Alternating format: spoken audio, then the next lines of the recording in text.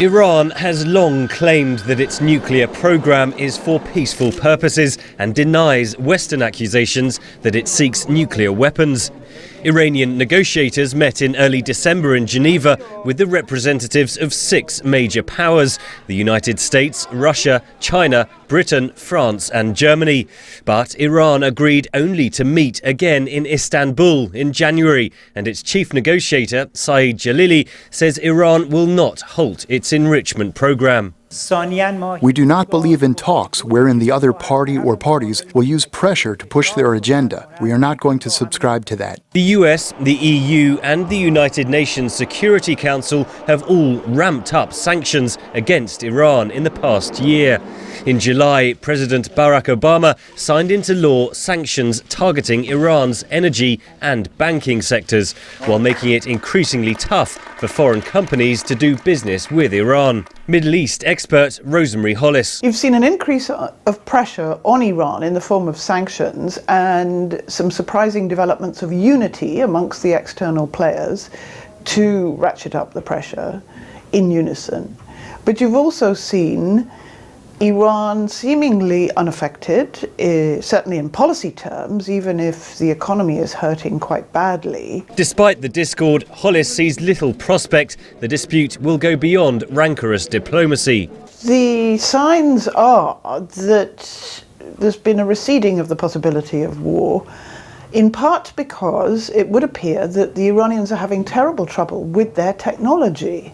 And there's also very strong indications, partly confirmed by the Iranians, that they were hit by some computer viruses that damaged the software on which the whole operation depends. The recent publication of stolen US diplomatic cables included some that say Saudi Arabia's King Abdullah has repeatedly urged the United States to destroy Iran's nuclear program.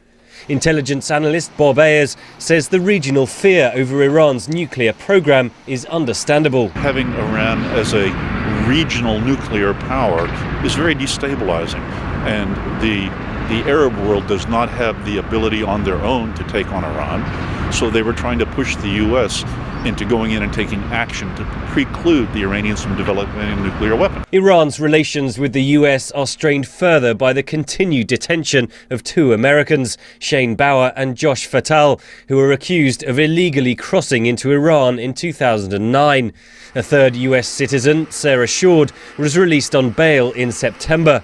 All 3 claim Iranian border guards arrested them while they were hiking in Iraqi territory. The case of an Iranian widow and mother of 2 has also attracted international attention. Sakineh Mohammadi Ashtiani faces death by stoning for alleged adultery and a murder charge in connection to the death of her husband, but her execution has been repeatedly delayed. Bakram Saroush has campaigned in Europe for Ashtiani's release. If Sakineh is alive today, it's thanks to the campaigning. There were many other women and men in similar situations over the past 3 decades whose names we don't know, who died under sentence of stoning and executions. And Sakineh's case was different because we had a picture of her. We had her full name. We had the son and the daughter contacting the campaign about 6 months ago to say that their mum was going to be stoned. It's now 18 months since the Iranian government cracked down on the so-called Green Movement protests after the 2009 presidential election. Opposition supporters insist the spirit of those protests is not dead, but for now the Iranian government remains firmly in power.